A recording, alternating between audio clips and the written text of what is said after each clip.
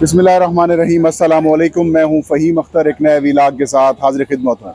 नाज़रीन, इस वक्त इस्लामाबाद की जो सूरत हाल है, इसको लेकर पूरे पाकिस्तान के अंदर एक टेंस किस्म की सूरत हाल पैदा हो चुकी है। आज तहरीक इंसाफ के अरकान कौमी असम्बली के ऊपर धावा बोला गया और पार्लियामेंट से जैसे ही तहरीक इंसाफ के MNAs बाहर निकले, उनको गिरफ़्तार कर लिया गया।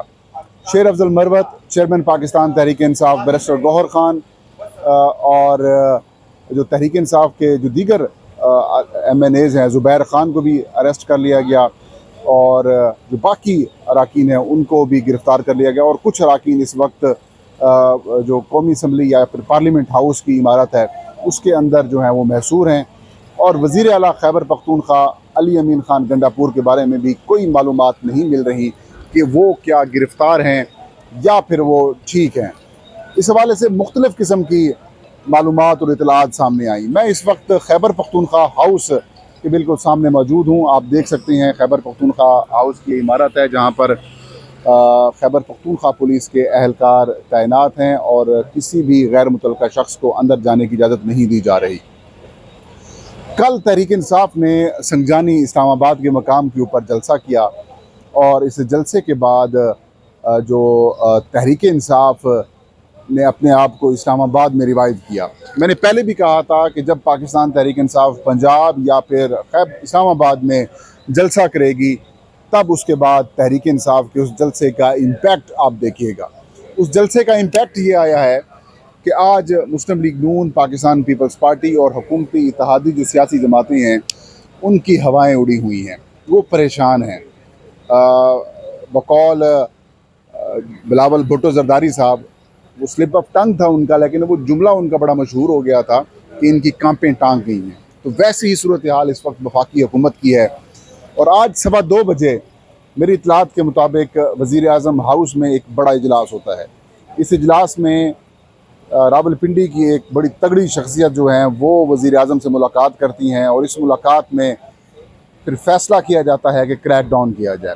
तहरीक इंसाफ के ख़िलाफ़ क्रैक डाउन किया गया, पहले इस्तग़ासा तैयार किया गया, फिर बताया जाता है कि मुकदमात भी दर्ज कर लिए गए। वज़ीर आला खैबर पख्तूनख्वा अली अमीन ख़ान गंडापुर के ऊपर भी मुकदमा दर्ज किया गया, तहरीक इंसाफ की तमाम मरकज़ी लीडरशिप के ऊपर भी मुकदमा दर्ज किया गया। PTI की लीगल टीम में शामिल शेर अफजल मरवत हैं, रुकन कौमी असम्बली हैं, उनके ऊपर भी उनको भी नॉमिनेट किया गया। शुएब शाहीन को भी उनके दफ्तर से गिरफ़्तार कर लिया गया, उनको भी नॉमिनेट किया गया। आमिर मुग़ल की गिरफ़्तारी के लिए छापे मारे जा रहे हैं। और भी जो तहरीक इंसाफ के रहनुमा जिन्होंने वहाँ जलसे से खिताब किया था उनकी को भी गिरफ़्तार करने की कोशिश की जा रही है।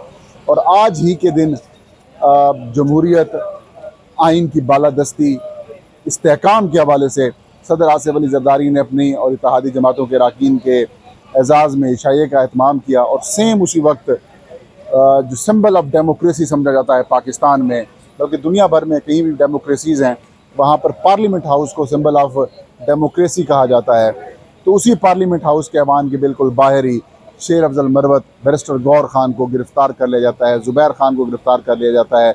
सुन्नी इत्तेहाद कौंसिल के सरबराह साहिबजादा हामिद रज़ा समेत जैन कुरैशी, आमिर डोगर और जो तहरीक इंसाफ के दीगर अरकान असम्बली हैं वो इस वक्त पार्लियामेंट हाउस में महसूर हैं और वो वहाँ पर बैठे हुए हैं। और स्पीकर जो कि कस्टोडियन ऑफ द हाउस हैं वो बिल्कुल चुप होकर तमाशा देख रहे हैं। ये सब क्यों किया जा रहा है? एक तो ये खौफ है कि पंजाब में तहरीक इंसाफ ने लाहौर मीनार पाकिस्तान के मकाम पर जलसे का ऐलान कर रखा है, उसको रोका जाए, तहरीक इंसाफ को सबक सिखाया जाए, उनको तंग किया जाए। और दूसरा, इस दौरान इन्होंने एक तरमीम करनी है, आइनी तरमीम करनी है, उसके लिए नंबर पूरे करने की कोशिशें की जा रही हैं। दावे किए जा रहे हैं कि मौलाना फजल रहमान की हिमायत हासिल कर ली गई है, लेकिन मेरी इतलात के मुताबिक मौलाना फजल रहमान ने किसी भी किस्म की कानून साजी के हवाले से ना तो कोई यकीन दहानी कराई है और ना ही इनसे किसी किस्म की कोई बात की है। अब कहानी क्या है?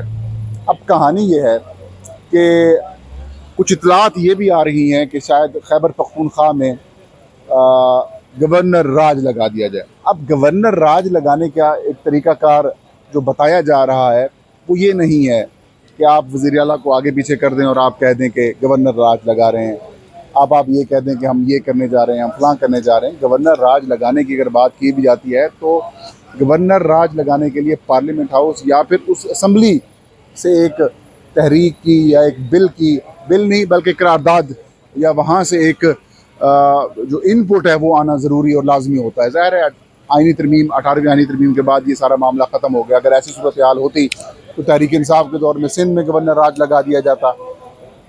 मतलब ये कि ये सारी कहानियाँ हैं। और पंजाब और खैबर पख्तूनख्वा में तहरीक इंसाफ की जब हुकूमतें थी तब उस वक्त भी गवर्नर राज लगाया जा सकता था, लेकिन ऐसी सिर्फ कहानियाँ, सिर्फ ड्राया तमाशा ड्रामा किया जा रहा है। अब बात करते हैं वज़ीर आला खैबर पख्तूनख्वा अली अमीन खान गंडापुर की। कल अली अमीन ने जो संजानी के मकाम को बड़ी सख्त तकरीर की, फ़ौज के ऊपर तनकीद की, वज़ीर आला पंजाब मरीम नवाज़ के ऊपर तनकीद की, वफाकी हुकूमत के ऊपर तनकीद की, इंतज़ामिया को तनकीद का निशाना बनाया। और उससे पहले 26 नंबर चुंगी के ऊपर जो एक मकाम है इस्लामाबाद का, वहाँ पर उनको रोकने की कोशिश भी की गई। इसके बाद काफ़ी ज़्यादा हालात वहाँ पर कशीदा हुए वहाँ पर। आप इसे कह सकते हैं कि वहाँ पर आंसू गैस की शैलिंग हुई, पथराव हुआ, मतलब एक तसादुम की सी सूरत हाल थी। उसका भी मतलब ये कि मामला सामने आया। तो आज दोपहर को वज़ीर आला खैबर पख्तूनख्वा अली अमीन खान गंडापुर को अकॉर्डिंग टू अपोजिशन लीडर कौमी असम्बली उमर अयूब साहब कि उनको बुलाया गया इस्लामाबाद में एक मीटिंग के सिलसिले में। और कहते जब से वो इस्लामाबाद पहुँचे हैं तब से लेकर अब तक उनके साथ किसी किस्म का कोई राब्ता नहीं हो सका। और PTI के लोग ये कह रहे हैं कि वज़ीर आला खैबर पख्तूनख्वा लापता हैं, उनकी किसी किस्म की कोई मालूमात नहीं मिल रही। अलबत्ता उनका जो स्क्वाड है वो खैबर पख्तूनख्वा हाउस के अंदर मौजूद है। मेरी खैबर पख्तूनख्वा हाउस के तर्जमान से गुफ्तगू हुई तकरीबन 10 साढ़े 10 बजे के करीब। तो उन्होंने कहा कि वज़ीर आला खैबर पख्तूनख्वा की तहवील में लेने या फिर गिरफ़्तार करने की जो इतलात हैं वो बिल्कुल दुरुस्त नहीं हैं, वो बिल्कुल गलत हैं।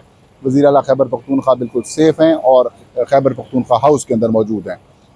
लेकिन बैरिस्टर सैफ जो कि तहरीक इंसाफ या फिर यूँ कहें मुशीर खैबर पख्तूनख्वा हैं इतलात, उनकी तरफ से तरदीद की गई इस इंफॉर्मेशन की। बाद में कुछ जो हमारे अस्करी हलकों के ज़राए हैं जो उनके सहाफ़ी हज़रात हैं, उन्होंने ये खबरें करना शुरू कर दी कि उनको तहवील में ले लिया गया है। अब से कुछ देर पहले इसी जगह के ऊपर तहरीक इंसाफ की लीगल टीम ने प्रेस कॉन्फ्रेंस की, गुफ्तगू की, और उसमें भी उन्होंने इस बात की तस्दीक की कि वज़ीर आला खैबर पख्तूनख्वा के साथ हमारा राब्ता नहीं हो पा रहा। लेकिन एक डिवेलपमेंट होती है ये सामने बलोचिस्तान हाउस है।